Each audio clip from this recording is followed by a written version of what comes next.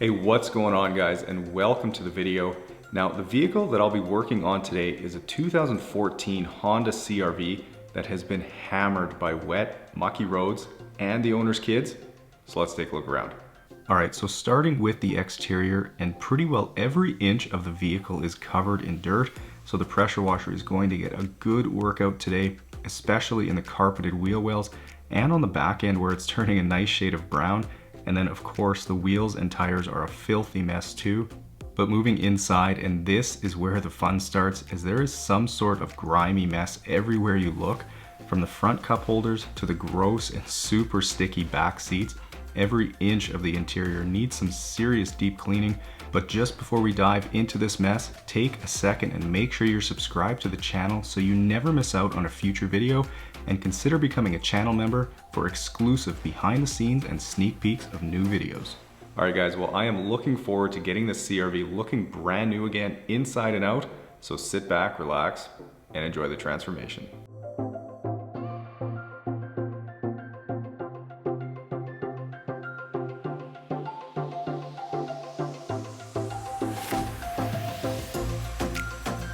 All right, starting on the pre-wash rinse, and I figured I would answer a question that I get asked all the time, and that's about what pressure washer I use.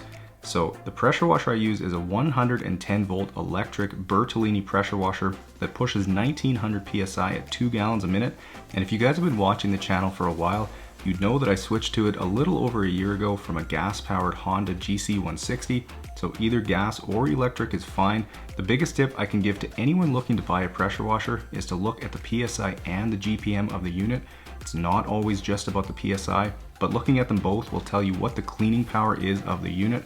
And as a rule of thumb, you don't want to get any closer to the paint than you could your own skin. So if you're using a wide angle tip like I do, you can absolutely safely use higher PSI machines on vehicles with no issue.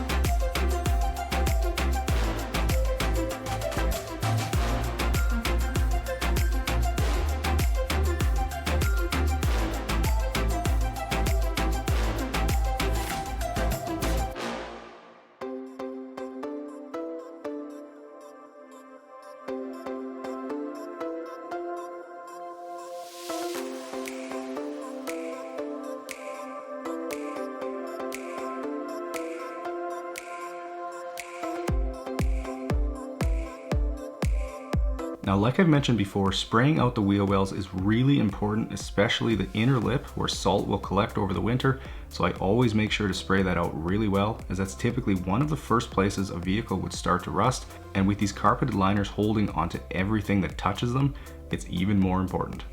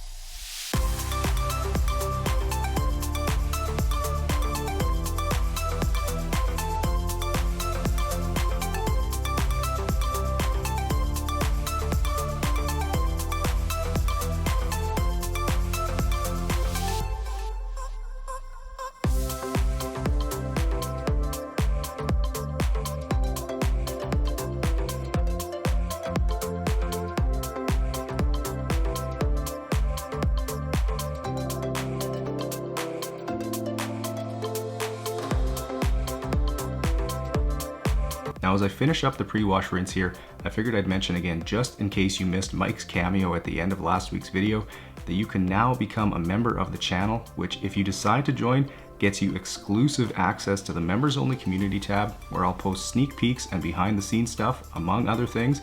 And you can also get to use some cool emojis, including the one of Mike.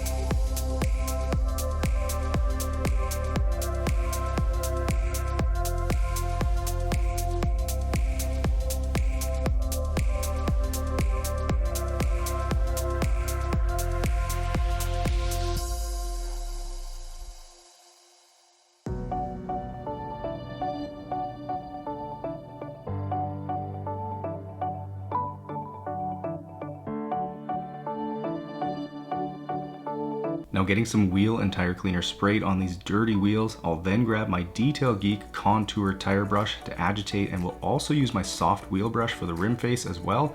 And if you've been wondering where you can get either of these brushes, well, they're available on my website at detailgeekautocare.com, where worldwide shipping is available.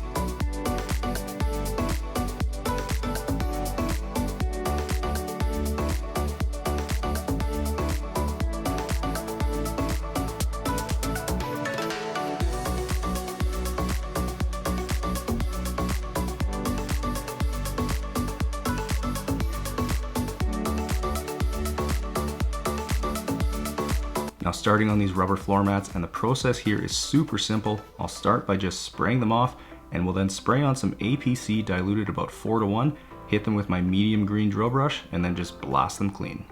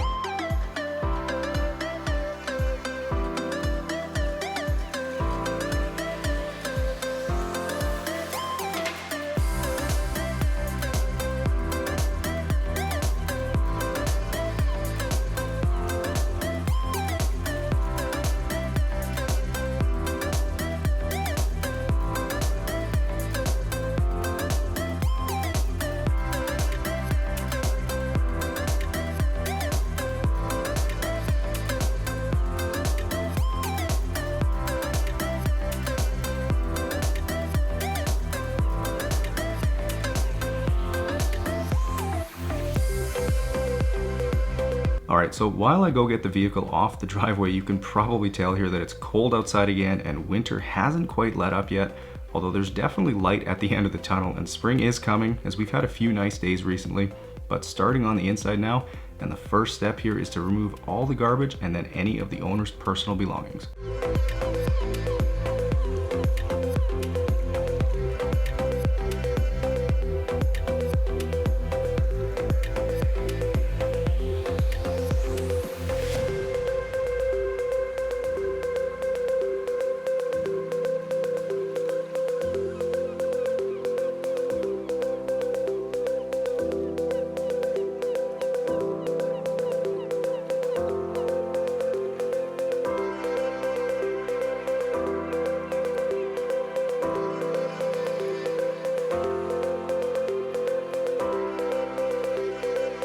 Alright, so with the front seats out, we can get a quick peek at what was hiding underneath them. Looks like a big rock and a milk bone, so getting that quickly removed, and then I'll get the vacuum plugged in.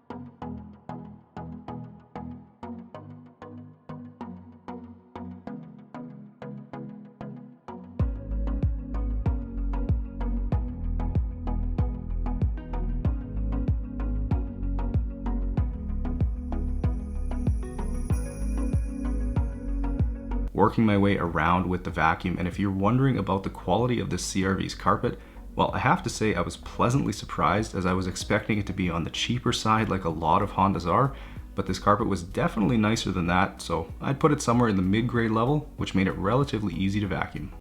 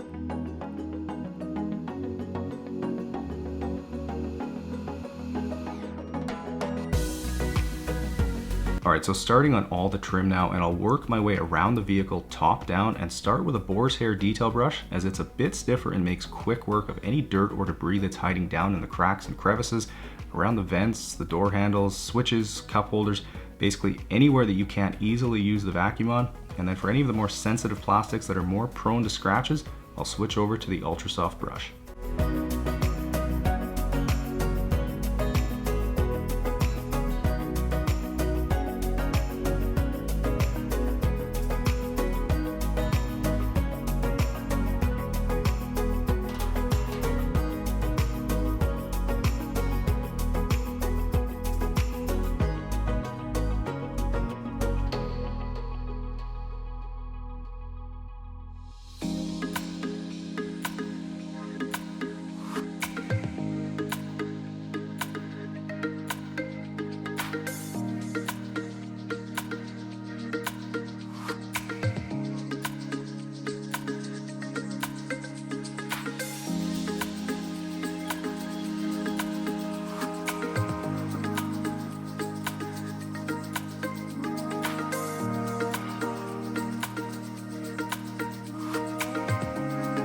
Alright, so starting on extracting the carpet now, and I figured I'd give you a little bit of context as to how this vehicle ended up so dirty. So when the owner dropped it off, she mentioned that she went through some pretty difficult personal and health issues last year, and unfortunately the vehicle was neglected during that time. So knowing that, it definitely made this detail a little bit more special, knowing I was able to help out and relieve a little bit of stress and anxiety from her life with a clean vehicle.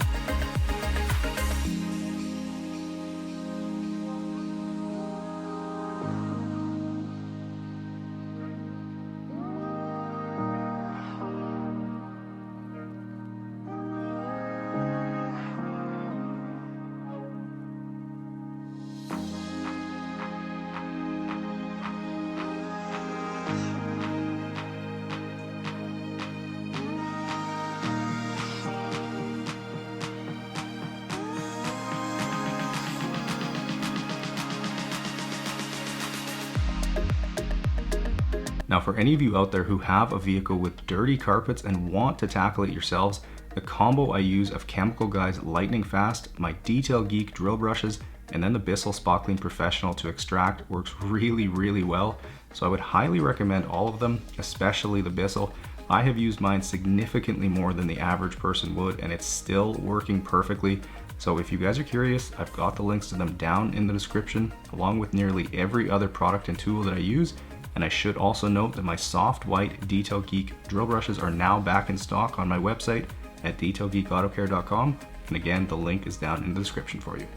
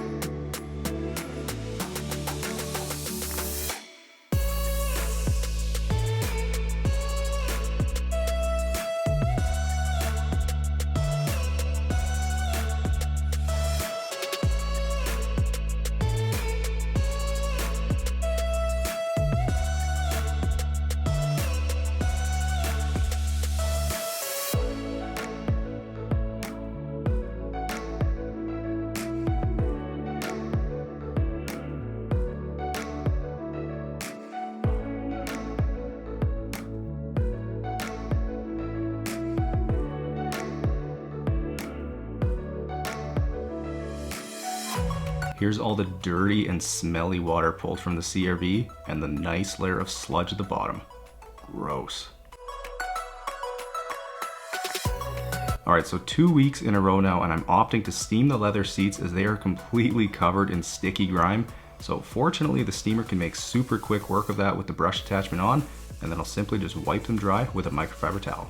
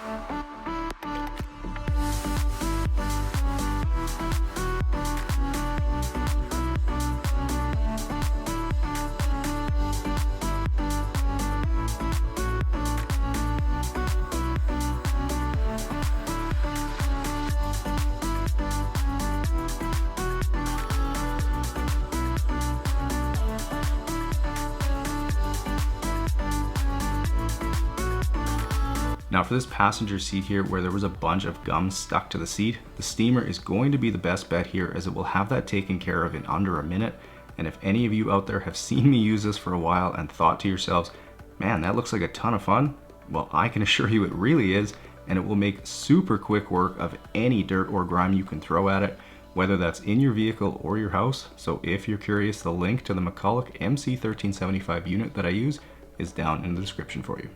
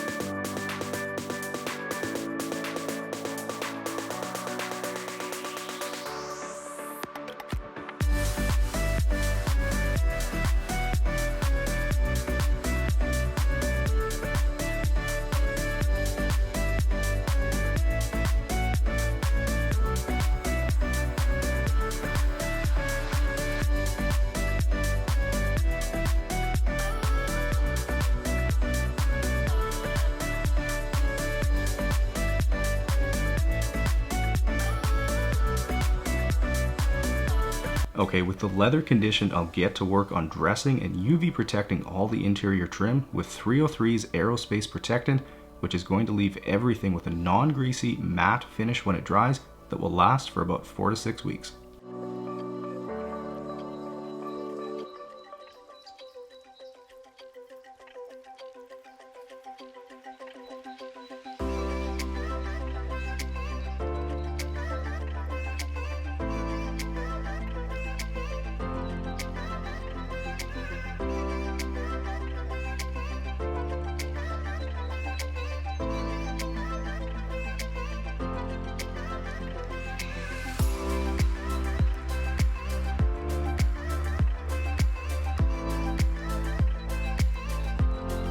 Moving back outside, and to really make this paint shine, I'm applying a layer of sealant with my polisher and a black foam finishing pad, and after it's hazed over in about 10 minutes, I'll remove it with a couple of different 420 GSM microfiber towels.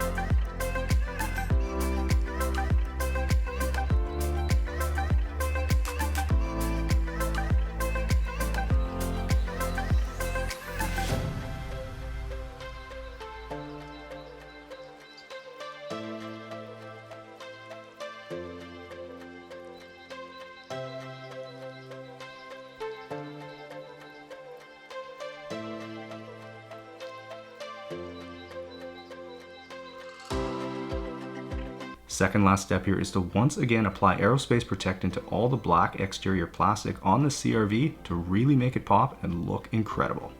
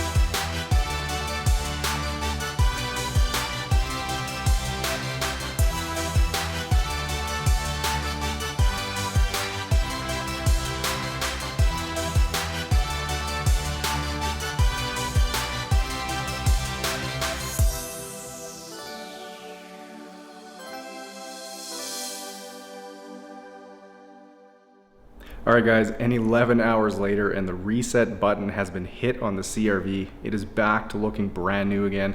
Now if you guys enjoyed this video, make sure you hit the thumbs up button, subscribe to the channel so you never miss out on a future video, enjoy the guitar outro, and I'll see you guys in the next one.